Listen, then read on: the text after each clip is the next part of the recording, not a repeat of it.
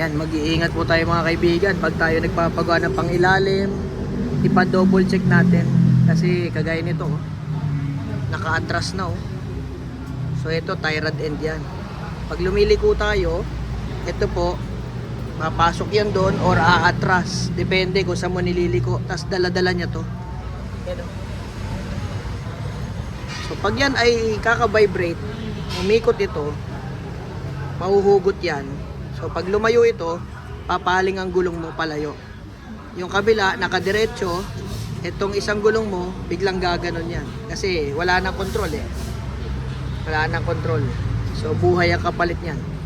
Mukhang matagal na tong ganito kasi kalawang na, no? Ingat po tayo mga kaibigan, no? Lalo sa mga pangilalim. Delikado yan. Pwede tayo makapandamay ng ibang tao or mapahamak tayo or kasama yung pamilya natin. Kasi nga, biglang liliko yan eh. Kailangan tong nut na to, nakadikit yan dito. Higpit. Talagang mahigpit. Ayusin na natin to. Hindi pa to nakita ng customer. Papakita ko lang mamaya. Sharing is caring. Marami tayo matutulungan sa libreng paraan.